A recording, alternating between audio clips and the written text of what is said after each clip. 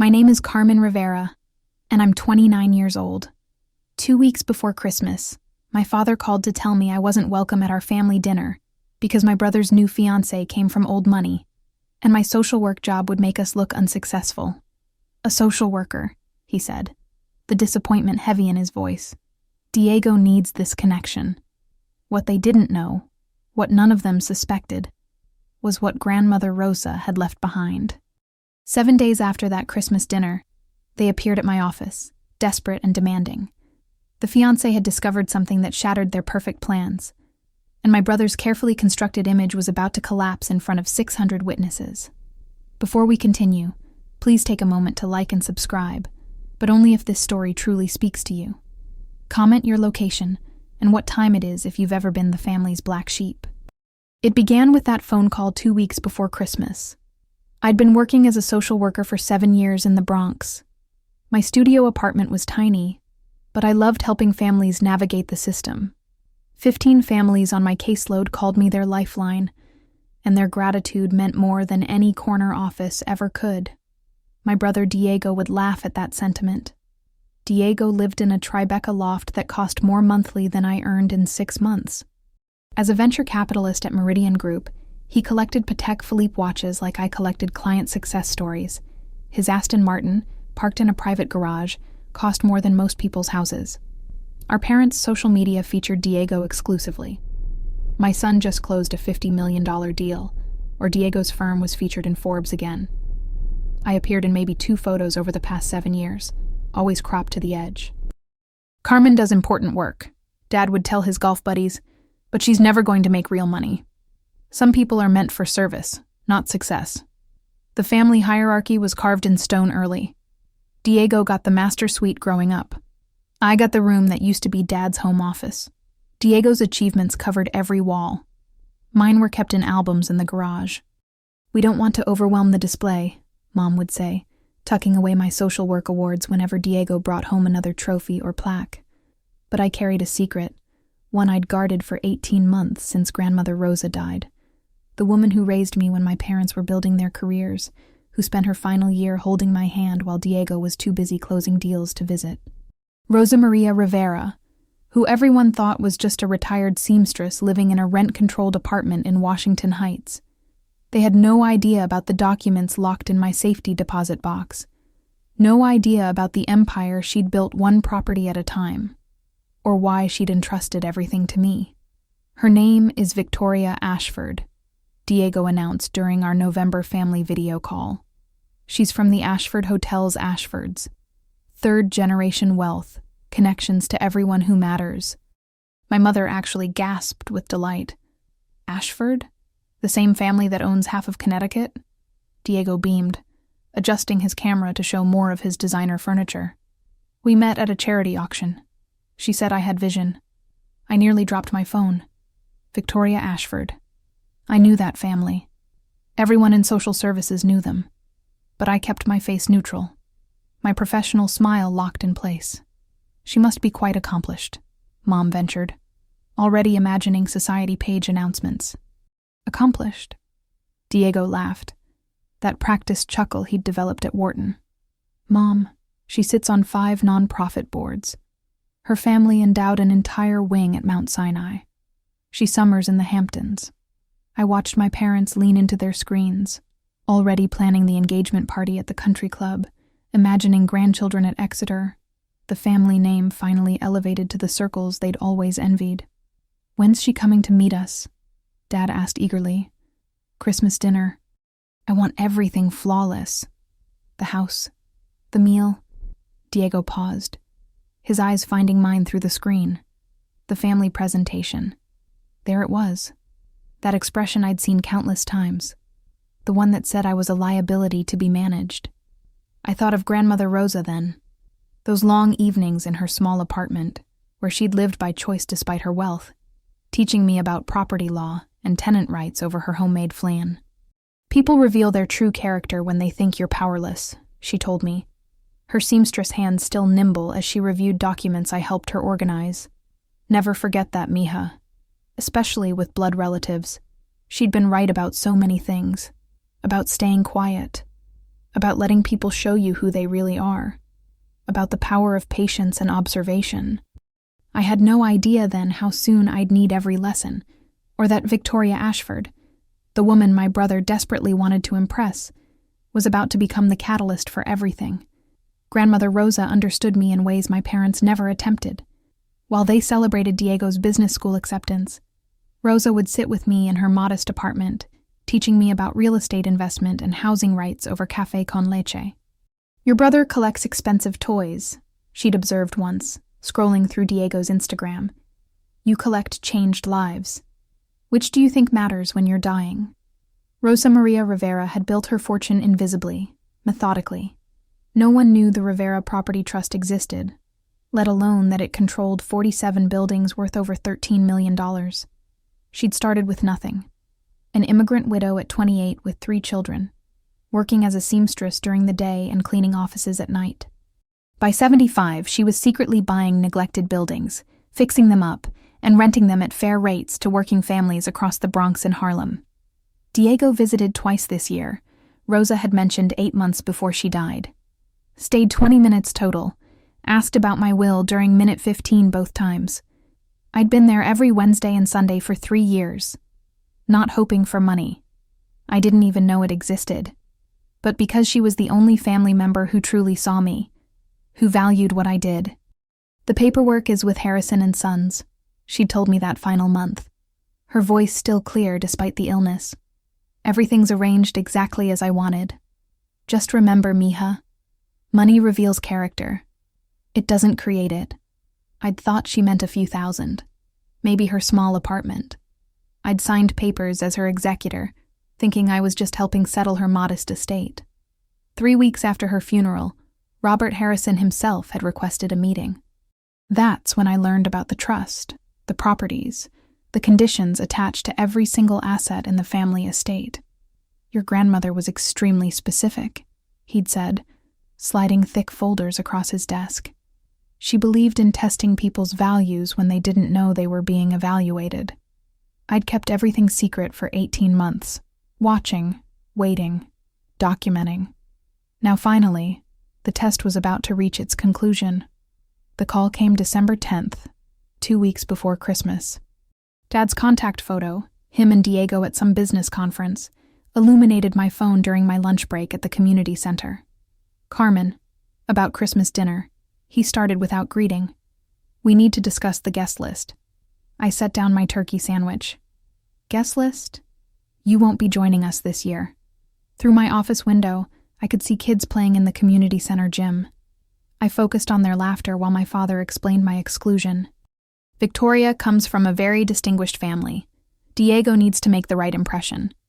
And," he paused, searching for diplomatic words, "your career might send the wrong message about our family's success. My career helping families. You know what I mean. It's very noble but not impressive. Victoria socializes with hedge fund managers, tech entrepreneurs, people who've actually built wealth. What would you contribute to the conversation? Stories about food stamp applications?" I heard Mom murmur agreement in the background. She was listening, complicit in her silence. "Is this Diego's request or yours, Dad? Does it matter? We all want what's best for Diego's future. This could transform everything for our family. Her family has connections to Goldman Sachs, the Met Board, even the mayor's office." I could hear it then. Diego laughing in the background, not even bothering to hide that he was present for this call. "Just so I understand," I said, my social worker voice perfectly measured. "You're excluding me from Christmas because my job embarrasses Diego. Don't be dramatic. It's just one holiday. Next year will be different once they're married. Maybe once they have the connection secured." "I see. You do?" Dad sounded surprised. Perhaps even disappointed I wasn't arguing. "Give everyone my regards." I ended the call before he could respond. My hands were completely steady. Grandmother Rosa had taught me that too. Never let them see the hurt. My phone buzzed instantly. A text from Diego. "Nothing personal, sis. You get it, right? This is my chance at the life I've worked for." I didn't reply. Instead, I opened my safety deposit box key drawer and pulled out a file labeled Rivera Property Trust Distribution Protocols. Inside, a note in Rosa's handwriting. When they show their true colors, believe them the first time. Diego called an hour later, likely concerned my silence meant trouble. Look, I know Dad made it sound harsh, he began, his voice dripping false concern. But Carmen, be realistic. You make $38,000 a year helping poor people. Victoria's engagement ring cost more than that. I'm aware of the discrepancy, Diego. Are you? Because sometimes I wonder if you understand what real value means. The value I'm entering into. Victoria's world. It's all about achievement, influence, legacy. What would you add? Heartwarming stories about getting someone into subsidized housing. I let him speak. Sometimes the most effective response is silence. Her circle includes people who've sold companies for hundreds of millions, museum curators, gallery owners, and you'd arrive talking about Section 8 vouchers and Medicaid enrollment. Can you imagine how that would reflect on me? On us? You're right, I said quietly. I don't belong in that world. Finally, some understanding. Look, it's not permanent. Once Victoria and I are married, once I'm fully integrated into her family's network, maybe we can include you gradually. Small dinners first. We'll prep you on topics, get you some better clothes. That's thoughtful of you. I'm trying to help, Carmen. This is my shot at the next level. Real wealth. Real power. Don't you want your brother to succeed? I want you to be happy, Diego. Then stay away from Christmas. And Carmen, don't even consider just showing up. I'll have you turned away at the door if I have to. The threat lingered between us. My older brother, who I'd tutored through high school, who'd called me crying when his first startup failed, was threatening to have me removed from our parents' house. Understood, I said. Enjoy your dinner. After he disconnected, I opened my laptop and logged into the Trust's management portal. There it was on the calendar. Annual Rivera Property Trust Reception, December 28th, 3 days after Christmas. 600 guests, full press coverage, formal announcement of the Trust's expansion plans. Perfect timing. I opened my safety deposit box that evening and arranged everything across my small kitchen table. The trust documents, the property deeds, the succession paperwork, each page notarized, each clause unbreakable. Rosa's trust was a masterpiece of intentional design. The family inheritance, $13 million in real estate assets and cash reserves, came with one absolute requirement. The beneficiary must demonstrate consistent compassion and refuse to judge others based on their profession, income, or social standing. Section 9.2 was particularly specific. Any act of deliberate family exclusion based on their occupation, earnings, or perceived social status will result in immediate and total forfeiture of all claims. Rosa had even provided examples including but not limited to barring family members from gatherings due to embarrassment about their honest employment. My phone buzzed. An email from Robert Harrison. Ms. Rivera, confirming your attendance at the reception. The board is prepared to formally introduce you and announce the Trust's future. I typed back. I'll be there. Please ensure media coverage includes the complete history presentation. Certainly.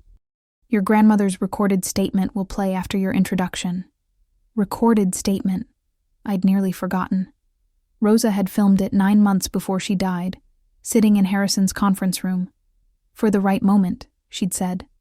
I pulled up the Trust's website, examining the Board of Directors section. There I was listed as primary trustee and board chair. My photo deliberately absent at my request until the formal announcement. Below my name. Appointed by founder Rosa Maria Rivera, 2023. Victoria Ashford would know exactly who I was the moment she did basic research, if she hadn't already.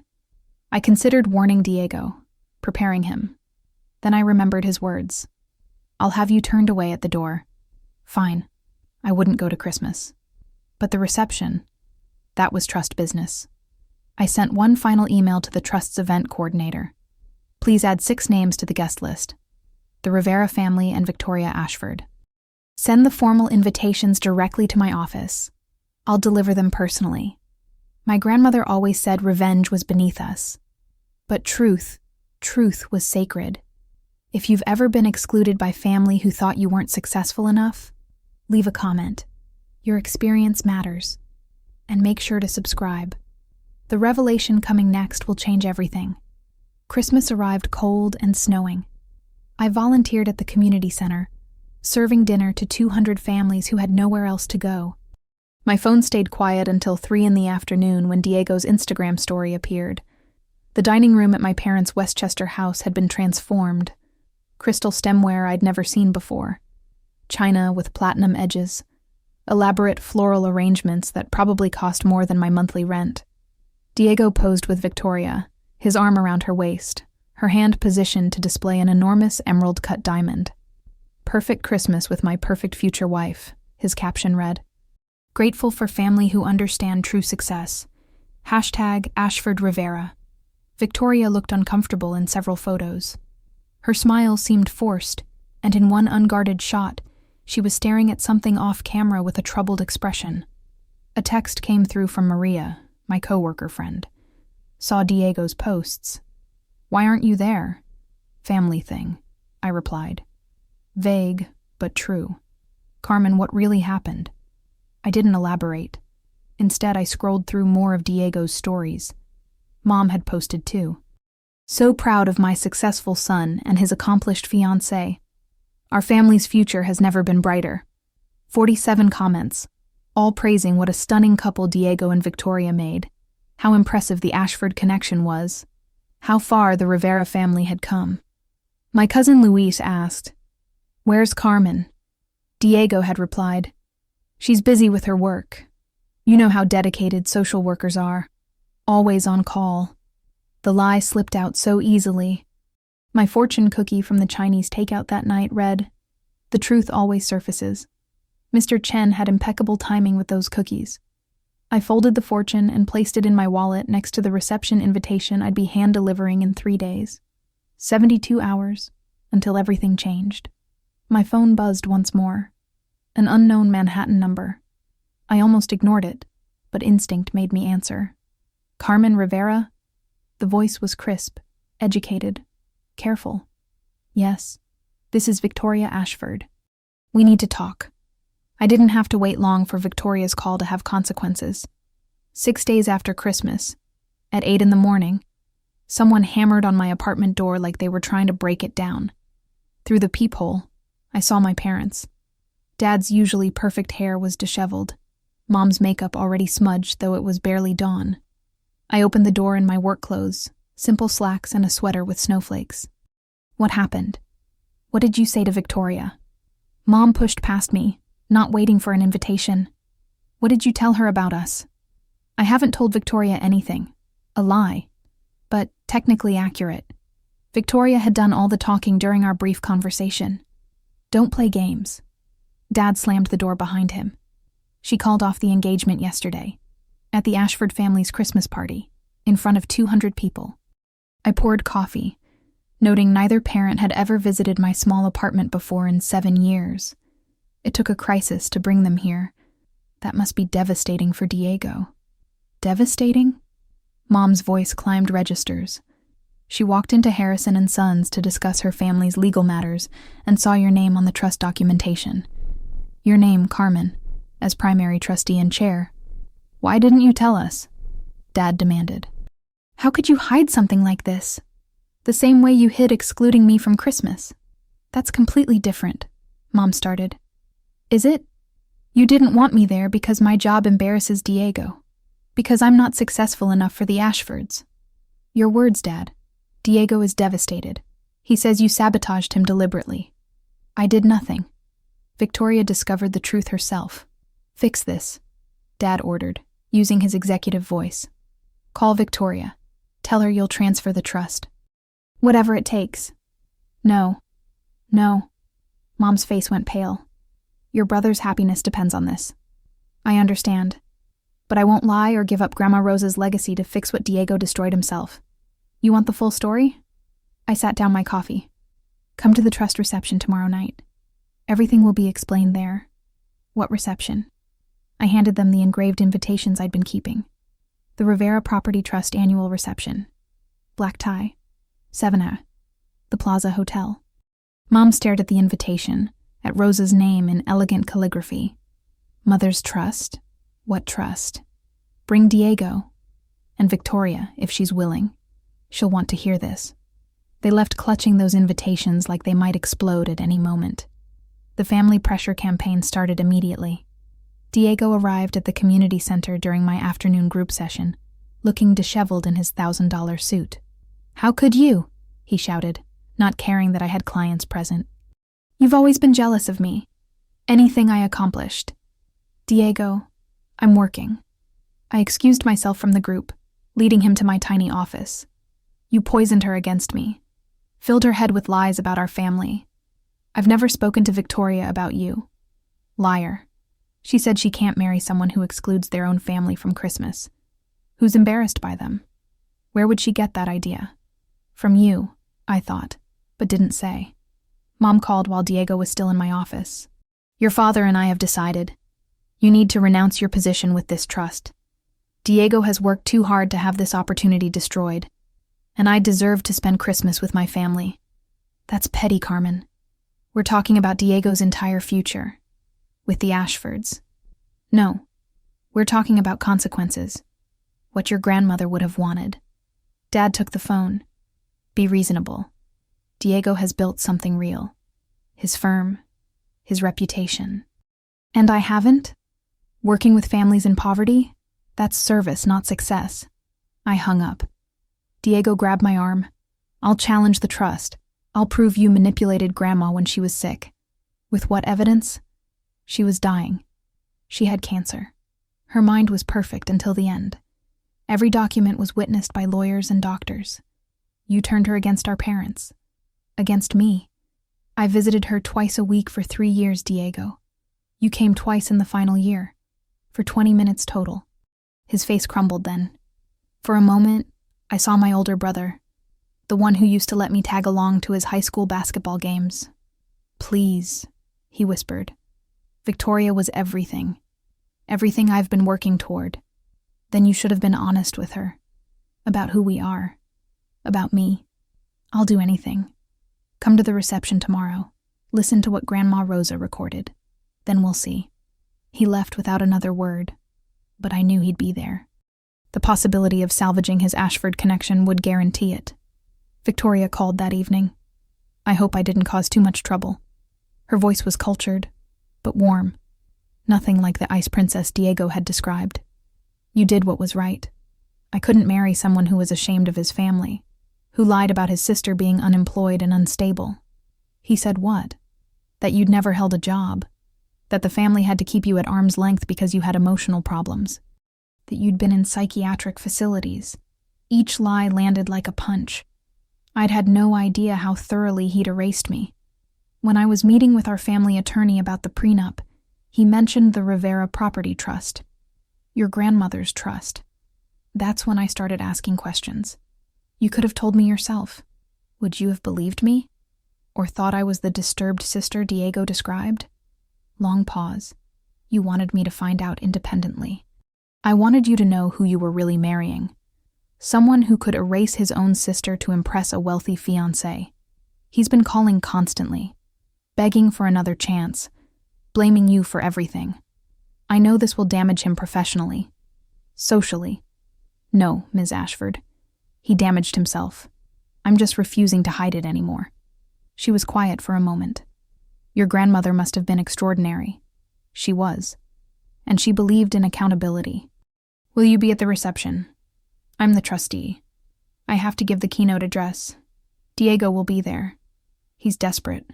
This will be very public. I know. Good. He should face what he's done. Some things need witnesses. After she disconnected, I reviewed my speech notes. 24 hours until truth met consequence. At 1 a.m., my doorbell rang.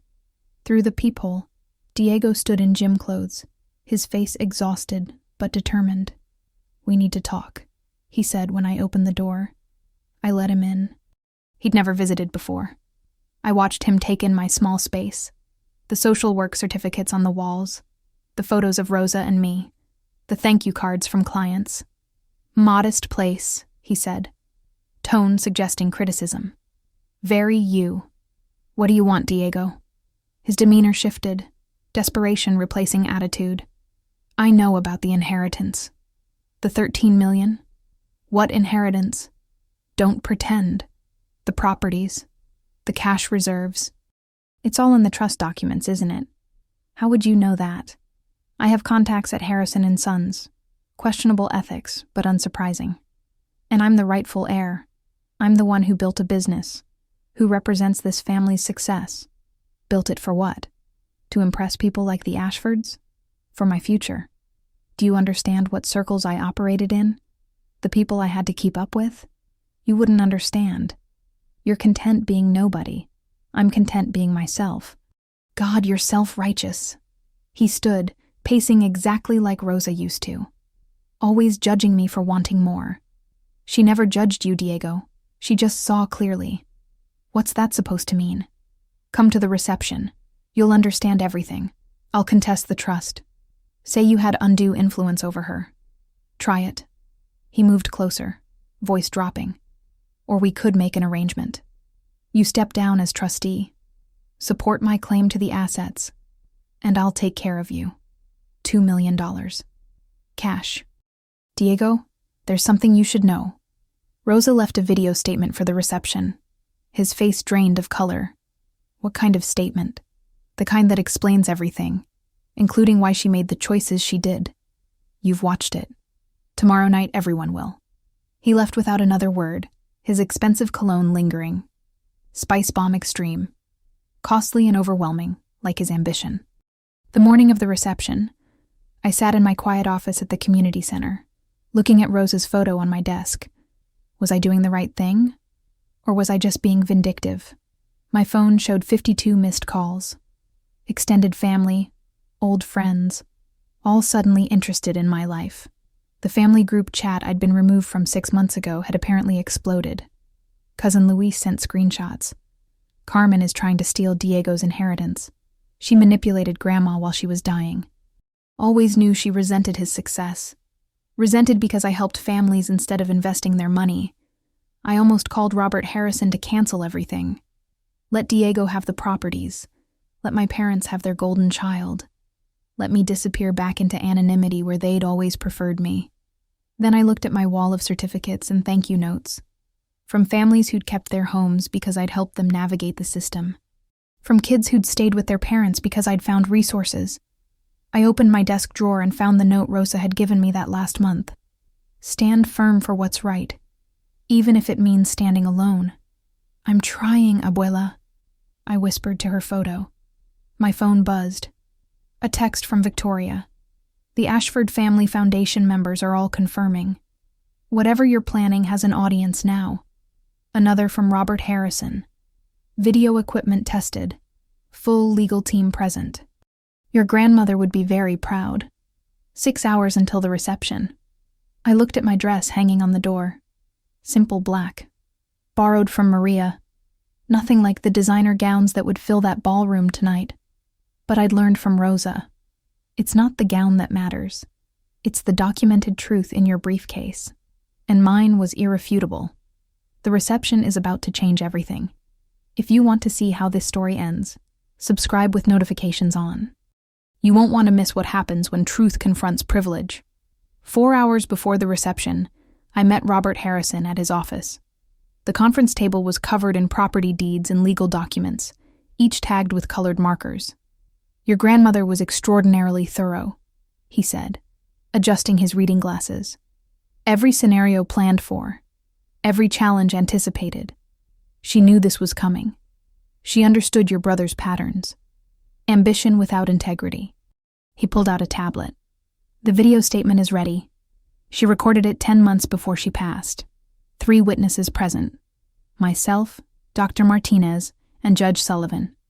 All attesting to her mental clarity. She even took a full cognitive assessment that day. Scored perfectly. The other trust board members arrived. Mrs. Chen, Dr. Washington, and Mr. Kowalski. Each had worked with Rosa for decades, managing the properties she'd acquired and renovated, ensuring fair rents and proper maintenance. We support you completely, Carmen, Mrs. Chen said firmly. Your grandmother chose wisely. The media will be present, Dr. Washington added. 5 outlets confirmed. This will be very public. That's necessary, I said. No more hiding the truth. Robert handed me a folder. The board, minutes from when you were appointed trustee. Your brother will claim manipulation. This proves the board voted unanimously for you based on your character and work. Based on what evidence? Your grandmother had you investigated thoroughly. Every hour you spent with families. Every time you paid for groceries when clients couldn't afford them. Every weekend at the housing clinic. It's all documented. I hadn't known. Even dying, Rosa was still teaching me about preparation. One more thing, Robert said, producing a sealed envelope. If Diego challenges the trust in court, this gets opened immediately. Your grandmother called it the final truth. What's in it? I don't know. She sealed it personally, said it would end any legal challenge instantly. I placed it in my briefcase, hoping I'd never need to open it. My phone buzzed. Diego. I'll be there tonight. This ends now. Yes, I thought. It certainly does.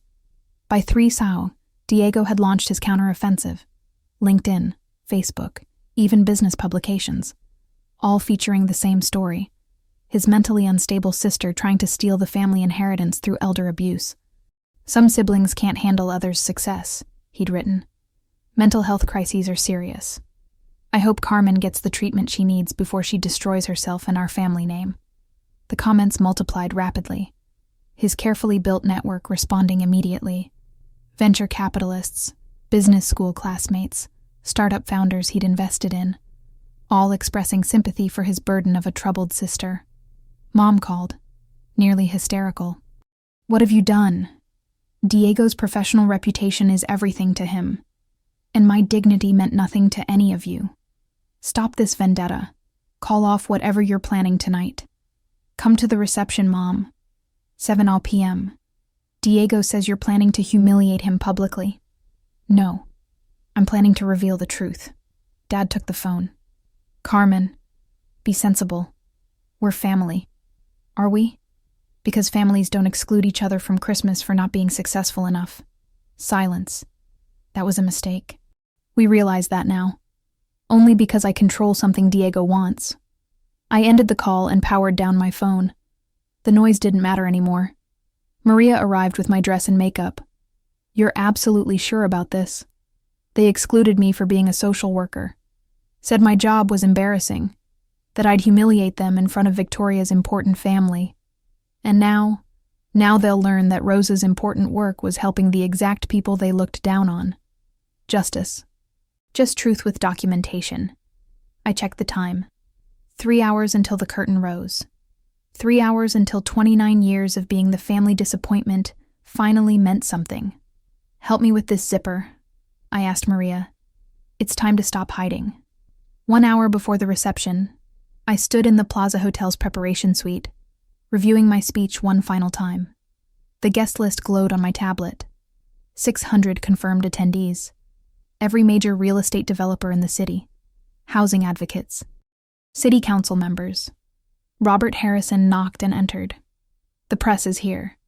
New York Times, Wall Street Journal, Real Deal, New York Post. They're all intrigued by the mysterious announcement in the invitation. Excellent. Your family arrived 15 minutes ago. Your brother is working the room. Through the suite's window, I glimpsed Diego in an impeccable Tom Ford tuxedo, commanding attention, Victoria notably absent.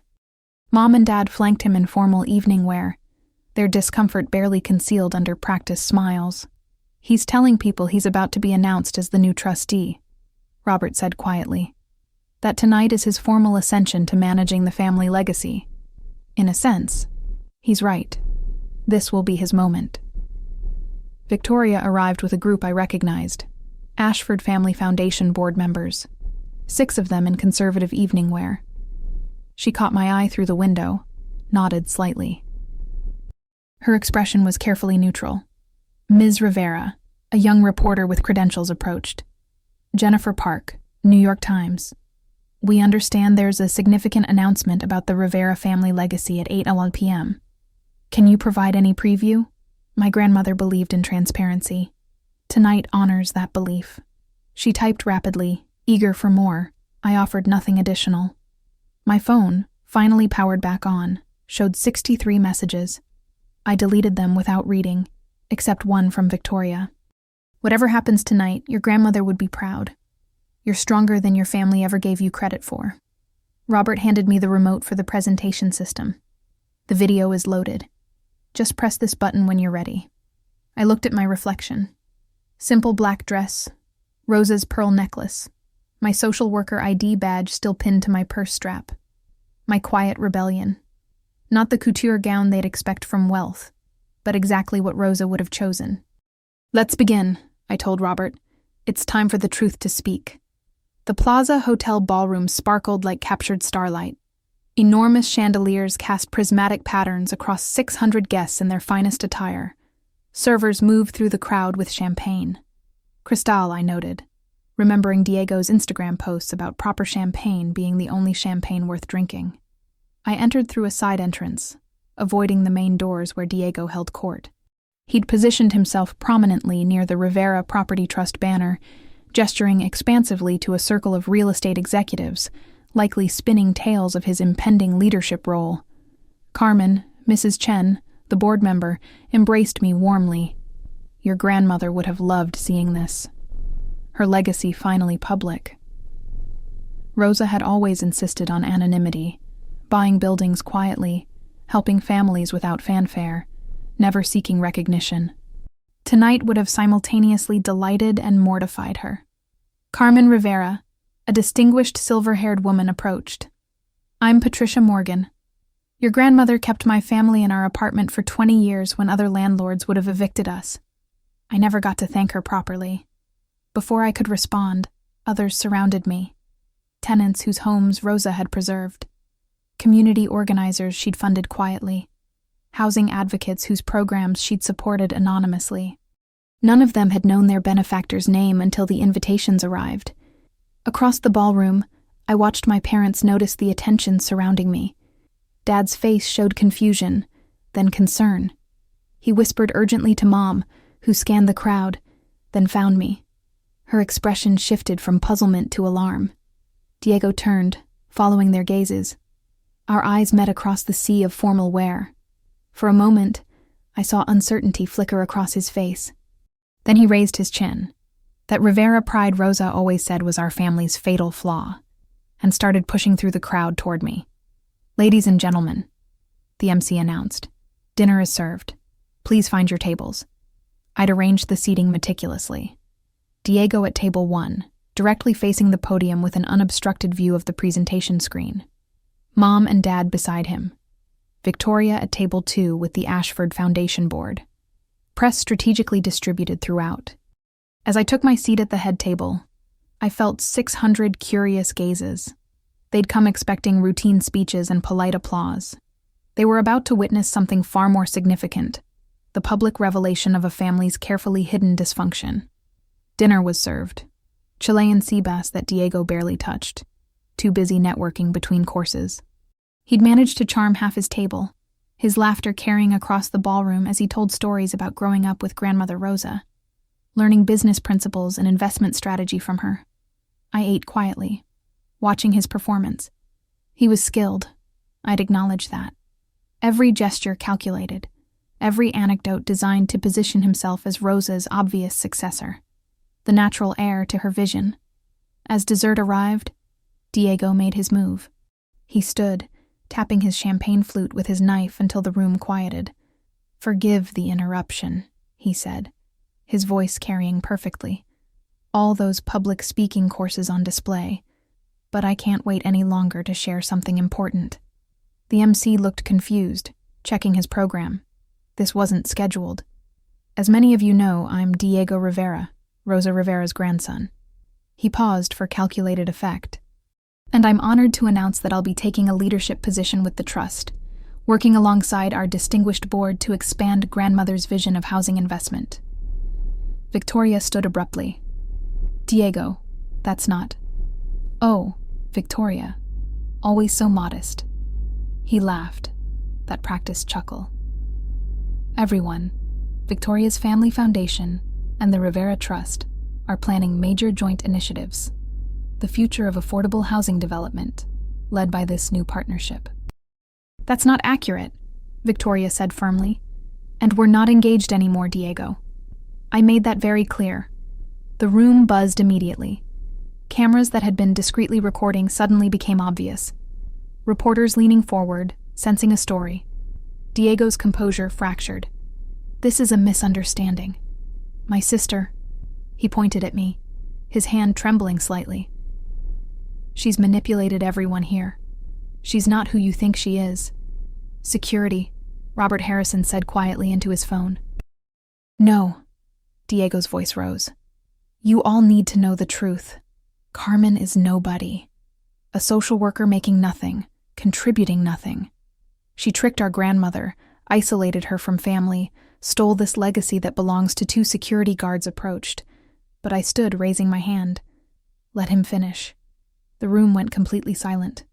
Continue, Diego, I said, my social worker voice calm and professional. Tell everyone exactly what you think of me and my career. Don't hold back. He took the bait, as I knew he would. You're an embarrassment, he said, voice shaking with rage and champagne. $38,000 a year. Driving that 15-year-old Civic. Shopping at Marshall's. You're everything the Rivera family has worked to move beyond. And what, I asked quietly, has our family worked to become? I walked to the podium with measured steps, my borrowed heels clicking against marble. 600 faces turned to follow. Cameras tracked my movement. Diego stood frozen at his table, his designer tuxedo suddenly looking more costume than achievement. Thank you, Diego, I said into the microphone. That was perfectly timed. I pressed the remote. The Trust's logo appeared on the massive screen behind me. Good evening. I'm Carmen Rivera, primary trustee and board chair of the Rivera Property Trust. For those who don't know me, and that's most of you, I work as a social worker in the Bronx, helping families navigate housing and social services. A murmur spread through the crowd. The contrast between my simple introduction and Diego's grandiose claims couldn't have been more stark. My grandmother, Rosa Maria Rivera, built this trust over 50 years. She worked as a seamstress and cleaning woman after being widowed young, invested every spare dollar, and quietly acquired 47 buildings worth over $13 million. She never sought recognition, never wanted events like this. I clicked again. Photos appeared. Rosa at tenant meetings, in community centers, at housing clinics, always in the background, always anonymous. But tonight, we honor her final wish, to reveal the truth about what really matters in life, and what she believed about family. Mom grabbed Diego's arm, trying to pull him back to his seat. He shook her off, face flushed with anger and alcohol. Before we continue, I said, looking directly at my brother, I should mention that 2 weeks ago I wasn't supposed to be here. I was excluded from my family's Christmas dinner because my profession would embarrass my brother in front of his wealthy fiancée. Gasps rippled through the ballroom. Cameras swung between Diego and me, capturing his mounting panic. The fiancée Diego mentioned, Victoria Ashford, who's here tonight representing her family's foundation. Victoria, would you mind confirming what Diego told you about me? Victoria stood gracefully. He said Carmen was unemployed and living off family money, that she'd been institutionalized multiple times for mental health issues, that the family had to exclude her from events because she was unstable and caused scenes. The room erupted. Diego shouted something incomprehensible, his carefully crafted image crumbling. Now, I said, pressing the remote again. Let's hear what Rosa Maria Rivera had to say about all of this. Rosa's face filled the massive screen. She sat in Harrison's conference room, looking directly at the camera with those sharp, knowing eyes that had never missed a thing. The timestamp showed 10 months before her death. If you're watching this, Rosa's recorded voice filled the ballroom. Then something has happened that requires absolute clarity about my intentions and my final wishes. The room fell completely silent, except for camera shutters clicking. I am Rosa Maria Rivera, of sound mind and body, as verified by the 3 witnesses present. The camera panned to show Robert Harrison, Dr. Martinez, and Judge Sullivan. This recording concerns my estate and the precise conditions attached to its distribution. I watched my parents' faces lose all color. They'd had no idea this existed. My estate consists of 47 residential properties across the Bronx and Harlem, valued at approximately $13 million, plus cash reserves of $800,000. This inheritance comes with one absolute, unbreakable condition. Rosa paused, her eyes seemingly fixed on Diego. The beneficiary must demonstrate consistent compassion and refuse to judge others based on their profession, income, or social position. This specifically includes, and I want to be perfectly clear, never excluding family members because of their occupation or earnings. Sophia stood, trembling. This is fake, fabricated. This is sit down, Ms. Rivera, Judge Sullivan said from Table 5. I witnessed this recording personally. Mrs. Rivera's mental capacity was certified that same day. Rosa continued, if my primary beneficiary violates this condition through documented discrimination, exclusion from family events, or public dismissal of working-class professions, they forfeit all claims immediately and permanently. No appeals, no exceptions. The screen split. On one side, Rosa. On the other, screenshots appeared. Diego's texts about my embarrassing career. The email Dad sent to relatives explaining I wasn't invited to Christmas. The LinkedIn post Diego made about his troubled, unstable sister. My grandson Diego. Rosa's voice was heavy with sadness. Has shown a consistent pattern of valuing status over family, wealth over character. If he has excluded Carmen for being a social worker, a profession I deeply respect, and that reflects her beautiful heart, then he has failed my test completely. No. Diego lunged toward the screen, but security intercepted him. The inheritance transfers immediately and entirely to the secondary beneficiary, Carmen Maria Rivera, who has spent 7 years helping families, every week volunteering at housing clinics, and never once mentioning her connection to this trust, or expecting anything from me. The ballroom erupted in chaos. Cameras flashing rapidly, reporters shouting questions. But Rosa wasn't finished. Robert Harrison took the podium as Rosa's image froze on screen. He carried a leather document case, his movements precise and professional. Ladies and gentlemen, as executor of Rosa Maria Rivera's estate, I'm required to confirm the legal validity of what you've just witnessed. He opened the case, revealing documents marked with official seals. On December 10, 2024, 2 weeks before Christmas, Diego Rivera sent these messages to his sister. He pressed the remote. The texts appeared, each time stamped. Your social worker job would embarrass me in front of Victoria's family. Stay away from our Christmas dinner. You're everything I've worked to move beyond. These messages, sent voluntarily and preserved through phone records, constitute clear violation of Clause 9.2 in Rosa Rivera's trust documents. Those were private, Diego screamed. Posted to LinkedIn publicly, Robert corrected, showing the screenshot. Additionally, we have this email from Mr. Antonio Rivera to extended family explaining that Carmen was excluded from Christmas because her profession wasn't, quote, appropriate for the company we're cultivating. Dad stood, unsteady. We didn't know about the trust conditions. Irrelevant, Robert said firmly. The condition isn't based on your knowledge. It's based on your character, your choices when you thought no one was watching. Dr. Martinez stood from his table. I evaluated Mrs. Rivera monthly for her final 18 months. Every cognitive assessment scored in the 95th percentile. She was sharper at 75 than most people at 40. Judge Sullivan added, the trust documents were filed with the court 18 months ago, reviewed by 4 separate legal teams, challenged by 2 separate law firms at Mrs. Rivera's request to test for weaknesses. It's absolutely ironclad. Robert pulled out another document. As of this moment, Diego Rivera has forfeited all claims to the Rosa Maria Rivera Property Trust. The complete inheritance, $13 million in real estate assets, the cash reserves, and full control of this trust transfers to Carmen Maria Rivera. He turned to my parents. You were named as potential advisory board members with an annual stipend of $30,000. However, Your participation in the exclusion disqualifies you as well. Dad collapsed into his chair. Mom was crying, her elaborate makeup streaming down her face. "This is theft," Diego shouted. "I'll challenge this." You'll lose," Robert said simply. "Your own words convicted you. Your own actions disqualified you, and attempting to challenge the trust will result in the opening of that sealed envelope." Diego's meltdown was spectacular, even by his standards. He grabbed a champagne bottle and threw it toward the screen where Rosa's image still watched.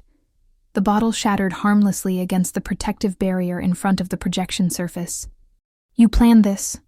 He whirled on me, his tuxedo jacket torn at the shoulder from the security guard's grip. "You manipulated her against me. You turned her against our family." "I visited her," I said quietly, the microphone carrying every word to 600 witnesses. "Twice a week for 3 years. You came twice in 1 year. For 20 minutes each time. I was building my career. I had important responsibilities. More important than family? More important than the woman who raised us when Mom and Dad were too busy climbing the social ladder? You don't understand business. Success. You don't understand anything. You're just a social worker." "Just a social worker," I repeated. "The same profession as Mr. Washington here, who Rosa helped through college. Mrs. Chen, whose family stayed in their home for 25 years because of Rosa's fair rents. Mr. Kowalski, whose housing clinic Rosa funded for a decade." I gestured around the room. "Half the people here are social workers, housing advocates, community organizers, tenant rights attorneys, the very people you consider beneath you." Victoria stood. "Diego, you told me your family was in commercial real estate, that your grandmother was a society philanthropist. You lied about everything. For you," Diego turned on her, "to fit into your world, to be worthy of your family." "My world?" Victoria's voice was cold. "My family foundation funds working-class initiatives exclusively. My grandfather was a union electrician. My grandmother cleaned houses. We built our wealth to lift others up, not to separate ourselves from our origins." She looked at me. "Your grandmother and I met 5 years ago. We've been partners in affordable housing development ever since." "Partnership?" Diego's voice cracked. "What partnership?" "The Ashford Foundation is severing all business relationships with Meridian Group," Victoria announced. "Effective immediately. We don't partner with people who discriminate against the communities we serve." The dominoes fell rapidly. 4 other major foundations at nearby tables stood, announcing they were ending relationships with Diego's firm. His phone, sitting on the table, lit up continuously with what I assumed were panicked calls from his business partners. "You've destroyed me," he whispered, finally understanding the magnitude. "No, Diego. You destroyed yourself the moment you decided I wasn't successful enough to sit at our family's Christmas dinner." I returned to the podium, waiting for the chaos to settle. Security had positioned themselves closer to Diego, but he'd collapsed into his chair, head in his hands while Mom tried unsuccessfully to comfort him. "I want to be absolutely clear about something," I said, my voice steady and carrying. "I never wanted this money. I didn't know about the trust's conditions until after Rosa died. I stayed silent because I wanted my family to reveal their true character when they thought I had nothing to offer them." I pressed the remote. A new slide appeared. The Rivera Housing Justice Initiative. Tonight, I'm announcing that the entire $13 million inheritance will remain in the trust. It will fund a new program specifically for working-class families, ensuring fair housing for teachers, social workers, healthcare workers, service industry employees, people like the ones my family thought weren't good enough. Applause erupted. Cameras flashed. I saw housing advocates in the audience with tears streaming down their faces. The properties will continue to provide affordable housing at fair rates. No family should have to choose between paying rent and feeding their children. The applause grew louder. I saw tenants in the audience standing, some crying, some cheering. "Diego," I addressed my brother directly, "you're not cut off completely. I'm offering you a position with the trust. Volunteer position, obviously. 15 hours a week working directly with the families you've dismissed. You can learn what Rosa knew. That dignity isn't determined by income or profession. You're humiliating me in front of everyone I know," he hissed. No, I'm offering you education. The same chance Rosa gave me every Wednesday and Sunday when she taught me that wealth without compassion is just greed with better tailoring. I turned to my parents. This offer extends to you both. Family therapy is required if you want any relationship with me going forward. Respect isn't negotiable anymore. Understanding that all honest work has dignity isn't optional. Dad nodded slowly, finally comprehending. Mom was staring at Diego like she was seeing him clearly for the first time. One final thing, I said, pulling out the sealed envelope Robert had given me. Rosa left this, called it the final truth if anyone legally challenged the trust. Should I open it, Diego? My brother shook his head violently, fear replacing everything else on his face. Whatever he suspected was inside, he didn't want it made public. Then we're done here. The media coverage was immediate and intense. By morning, venture capitalist loses millions over Christmas exclusion was trending nationally. The New York Times ran a feature, When Privilege Costs $13 Million, a Modern Parable. Diego's firm lost 11 major investors within 72 hours. His carefully curated LinkedIn profile was flooded with comments calling him out for elitism, classism, and cruelty. He deleted all his social media accounts within a week. My parents came to my apartment 10 days later, looking aged, diminished somehow. Dad spoke first. We failed you, Carmen. Both of you, actually. We created this dynamic where money mattered more than character. We thought success meant wealth and social position. Mom added quietly. Your grandmother tried to show us otherwise, but we didn't listen. We chose status over substance. Are you willing to do real work? I asked. Genuine therapy, not just apologies to make yourselves feel better. They agreed. Dr. Ramirez, who specialized in family dynamics and class issues, would see us weekly. No guarantees, but a start. Victoria and I met for coffee to discuss the trust's future partnerships. Your grandmother would be incredibly proud, she said. You handled that with more grace than most people could manage under those circumstances. She taught me that revenge diminishes you, but truth strengthens you. What about Diego? He moved to Boston, got a job at a small nonprofit consulting firm, the only place that would hire him after the press coverage. Makes $45,000 a year now. The irony isn't lost on him. Educational, certainly. He sent an email last week. First honest communication he's written to me in 10 years. I didn't tell her I hadn't opened it yet. Some wounds need significant time before you test whether they've healed. The Trust's first major initiative launched 6 weeks later. Emergency rent assistance for working families facing eviction. We helped 450 families in the first month alone. Each thank you letter went into a folder labeled, "This is why it matters." My response to anyone questioning the value of service work. The Times did a 6-month follow-up story. They photographed me at the community center with families I'd helped. The headline read, "The millionaire social worker who gave it all away." But the photo caption was my favorite. Carmen Rivera, chair of the Rivera Property Trust, at her day job helping families. Her grandmother's greatest lesson, she says, was that dignity isn't measured in dollars. Diego saw it. I know because he texted, "Rosa would choose you every time." She chose both of us, I replied. You just haven't accepted the lesson yet. 1 year after that Christmas exclusion, I still work as a social worker. My office hasn't changed much. Same desk, same filing cabinets, same photos of families I've helped on my walls. But everything else has transformed. The Trust has distributed $6 million in housing assistance, renovated 23 buildings, and launched programs providing free legal aid to any tenant who needs it. No paperwork, no qualifications required. Rosa would have loved the simplicity. The community center received a $3 million grant for expansion and programming. My supervisor cried when I presented the check. Your grandmother never forgot where she came from, she said. I didn't correct her assumption that Rosa had planned this specific donation. In a sense, she had planned all of it. My parents are in therapy, making slow, genuine progress. Mom has stopped mentioning Diego's past success entirely, focusing instead on small, present conversations about values and what truly matters. Dad volunteers at the Trust's weekend programs now, teaching financial literacy to immigrant families trying to build lives here. Penance, he calls it quietly. Redemption might be more accurate. Victoria and I became unexpected partners.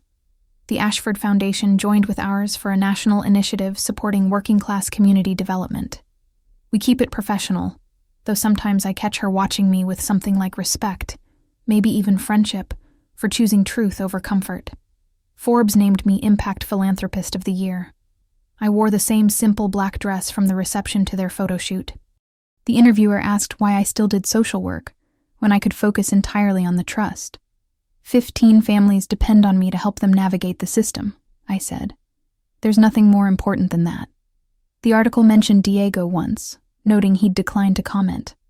What they didn't report was that he'd started volunteering at a Boston homeless shelter, 15 hours weekly, exactly as I'd suggested. The director, an old colleague of Rosa's, sends me updates. He's learning, she wrote. Slowly, painfully, but he's learning. Real change hurts. I keep Rosa's photo on my desk beside the children's drawings and thank you cards from clients. Sometimes during quiet moments, I talk to her about the lives we're changing together. You were right, Abuela, I whisper. Standing up for what's right feels lonely initially, but eventually, the right people stand beside you. 18 months after that Christmas exclusion, I finally opened Diego's email. He'd written it in a simple font, no formatting, no polish, just words. Carmen, it began. I used to think Rosa chose wrong, that you'd manipulated her, stolen what should have been mine. But I work at a homeless shelter now, making less than you earn. And last week, a veteran cried because we gave him a bed and a meal, without making him prove he deserved basic dignity. I think I finally understand what Rosa saw in you, what you both understood. That dignity isn't something you earn through achievement or buy with money. It's something you recognize in every person, or you don't possess it yourself. He didn't ask for forgiveness, didn't suggest reconciliation, just acknowledged the truth we'd both always known, but only one of us had accepted until now. I folded the email printout and placed it in Rosa's folder, the one containing the important documents. Not the legal ones, but the human ones. The thank you notes from families, the photos of children in the affordable housing units we'd preserved, the letters from tenants whose homes we'd saved. Looking back, I could have handled Christmas differently, could have fought to be included, begged for my place at the table, could have revealed my position earlier, used it as leverage to demand respect. But Rosa taught me that respect gained through power isn't respect at all. It's fear wearing nicer clothes. The family that excluded me for being just a social worker learned that their values were poverty dressed in designer labels. The inheritance they lost was never really about money. It was about understanding that the person cleaning your building deserves the same dignity as the person who owns the building. Your worth isn't negotiable. It doesn't increase with your title or decrease with others' opinions. Stand firm in that truth, even if you stand alone at first. Especially then. Thank you for listening to my story. This is Carmen Rivera reminding you that you're enough exactly as you are. Your profession doesn't define your worth. Your family's opinion doesn't determine your value. And sometimes the best inheritance you can receive is the knowledge that you don't need anyone else's validation to know your own dignity and worth. Until next time, keep standing tall, even when they try to make you feel small.